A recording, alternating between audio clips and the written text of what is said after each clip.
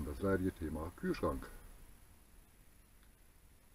Da gibt es ja schon einige Videos im Internet, aber ich habe jetzt das aktuelle Problem, dass mein Kühlschrank nicht richtig kühlt, und ja, da habe ich mir gedacht, dann mache ich euch da mal ein Video. Vielleicht hilft es euch ja weiter. Erstmal zum Kühlschrank. Kühlschrank ist ein Dometic und ein Absorberkühlschrank. Da haben wir ja dann drei Möglichkeiten, den zu betreiben. Einmal auf 12 Volt während der Fahrt, elektrisch mit 230 Volt und auf Gas. So, mein Problem ist, dass er auf Gas nicht mehr richtig funktioniert. Er kühlt zwar langsam, aber nicht voll. Das heißt, im Eisfach ist noch ein bisschen Eis und im Kühlschrank haben wir gerade mal so 15 Grad. Der Kühlschrank sollte so 5 bis 7 Grad haben. So, das kann eine Ursache haben, dass der Brenner kaputt ist, was meistens nicht der Fall ist, sondern meistens ist er nur verstopft. Nun muss man sich ja vorstellen, der Brenner ist, ja, wie soll man das sagen, sieht aus wie eine Tabakpfeife, so eine kleine Tabakpfeife. Und der ist genau unter der Esse. Das heißt, entweder ist da Spinnenwebe drauf gefallen oder Staub oder eben von der Esse her Rost. Und da reicht ein kleines Körnchen aus, weil der so klein ist, dass die Flamme nicht mehr groß genug ist und er daher nicht mehr richtig kühlt. Die Flamme sollte etwa so 5 bis 7 cm groß sein. So, bevor wir jetzt aber anfangen, noch eine kleine Erklärung. Bevor man den Brenner auseinander nimmt, sollte man überprüfen, ob er elektrisch noch vernünftig kühlt, also auf 230 Volt. Tut er das nicht, also er kühlt nicht auf 230 Volt und auch nicht auf Gas, dazu habe ich schon mal ein Video gemacht. Dann liegt das nicht am Brenner oder sonst was, dann liegt das an der Kühlflüssigkeit im Absorberkühlschrank, dann haben sich da nämlich Kristalle gebildet. Dieses Video verlinke ich euch unten nochmal in der Infobox, beziehungsweise hier oder da oben. Und dann könnt ihr euch das angucken. Das ist ein ganz kleines Problem, das kann man innerhalb von 10 Minuten lösen. So, aber heute geht es darum, den Brenner sauber zu machen. Was braucht man dazu? Man braucht erstmal einen Schraubendreher, meistens ist es Kreuz, also so einer hier. Und wenn man das auf dem Campingplatz macht oder auf dem Stellplatz, dann hat man ja meistens keinen Kompressor. Sonst könnte es man mit einem Kompressor machen. Dazu reicht dann ein kleiner Strohhalm. Am besten einer, der flexibel ist, den man so biegen kann. Und eine kleine Schere. Die Schere brauchen wir dazu, um hier vorne eine kleine Schräge reinzuschneiden. Ich mache das mal gleich. Ich hoffe, ihr könnt das sehen. Zack. So. Mehr eigentlich nicht. Das war es dann schon. So, und dann gehen wir jetzt mal nach draußen und dann zeige ich euch, wie man das macht. Das ist kein Hexenwerk, das geht jetzt recht schnell. Ja, dann bis gleich. Ein Wohnmobil, hier fahren ein bisschen Autos, ich hoffe, man kann mich hören. Da haben wir ja erstmal die obere Klappe hier. Da ist hier die Esse und da kommt auch die warme Luft raus. Und hier unten die Klappe, hier ist der Brenner drin. So, und dann kann man das bei mir hier einfach so aufziehen. Mal sehen, ob ich das mit einer Hand hinkriege.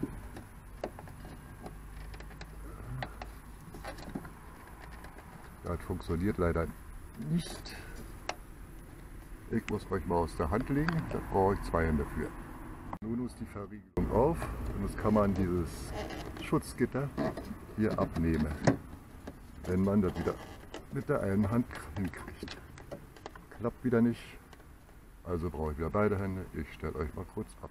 Der ist ab und wir können hier reingucken. Dann sieht man schon mal, hier ist die Gasleitung, die geht hier unten lang. Das ist die Leitung mit der Kühlflüssigkeit. Hier ist noch ein bisschen Elektrik. Hier die Abtropfschale, wenn man abtaut. Ist im Augenblick sogar trocken. Und hier hinter sitzt der Brenner. Das ist hier die Esse. Wir müssen jetzt lösen. Ich nehme mal kurz meinen Strohhalm, um euch das ein bisschen besser zu zeigen. Wir müssen diese Schraube lösen und diese Schraube lösen. Ich hoffe, man kann das sehen. Dann kommt man hier an den Brenner ran. Ich mache das mal kurz, lege euch wieder aus der Hand und dann zeige ich euch das, wie das dann da aussieht. Schräubchen auch nicht ganz rauszuschrauben, weil dann fallen die leicht mal hier runter und dann findet man die nicht mehr wieder, sondern nur lose machen und dann kann man dieses Blech hier schon mal rausnehmen. So. Und dann muss dieses Blech hier noch rausgenommen werden. Mal gucken, ob ich das so rauskriege. Hier sieht man schon den ganzen Sand drauf. Ich muss euch wieder aus der Hand legen, das geht nicht so einfach mit einer Hand, aber das haben wir nicht ganz raus, weil hier dieser Rahmen dazwischen ist. Aber man sieht hier schon, da liegt ein Haufen Dreck drin. Das ist der Brenner. Sieht aus wie eine Pfeife, wie schon gesagt. Hier ist die Zündelektronik mit dran und hier ist ein kleines Loch. Ich hoffe, man sieht das. Da steckt man den Strohhalm rein, so mit der Schräge, und bläst ihn kurz durch.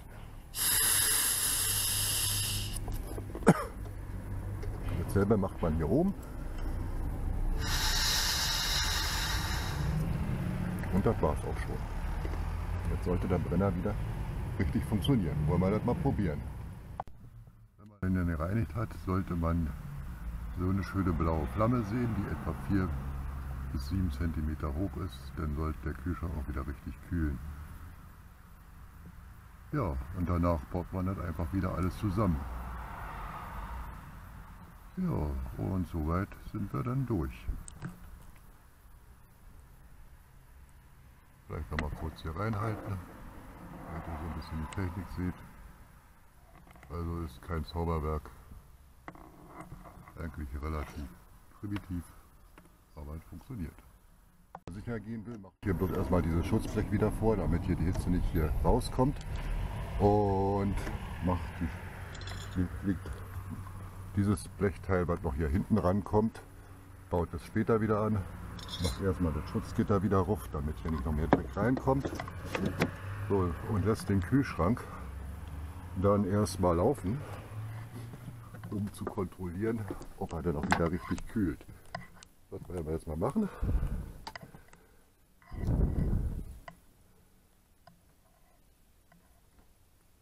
So, also an bleibt das schon mal.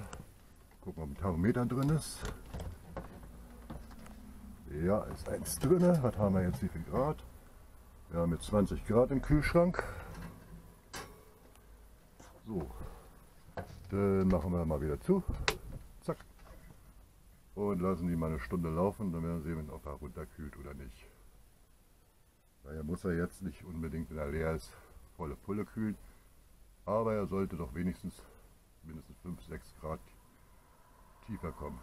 So, was ich noch mal umdrehen, was wichtig ist,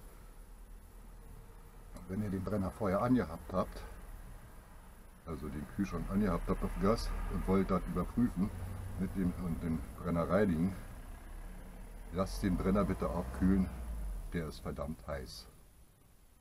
Ja, so, dann warten wir jetzt mal so eine Stunde bis 2 und dann gucken wir mal, was passiert ist. Guten Morgen. Also ich habe jetzt diesen Brenner vom Kühlschrank mal eine ganze Nacht durchlaufen lassen, also den Kühlschrank kühlen lassen. Ja, und nun wollen wir mal nachschauen, welche Temperaturen wir jetzt so in dem Kühlschrank erreichen. Dann müssen wir den Kühlschrank aufmachen. Schauen wir mal rein. Der Thermometer hängt. Wir haben jetzt, ich hoffe ihr könnt es sehen, knapp 3 Grad drin. Also er kühlt und damit haben wir das Problem gelöst.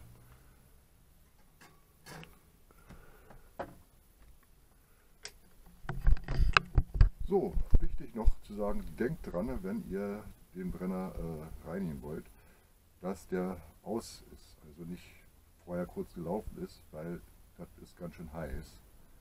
Und noch ein kleiner Tipp, wenn ihr einen Kompressor habt, dann blast die Essen auch noch mal durch, weil sich da auch Rost und Spinnweben ansammeln, weil die Mistviecher kommen ja überall rein und die dann auf den Brenner fallen können und dadurch den Brenner verstopfen können. Ja, noch wichtig, kommt nicht auf die Idee, mit einer kleinen Bürste dabei zu gehen. Es kann sein, dass ihr damit die Düsen kaputt macht. Also wie gesagt, nur durchblasen.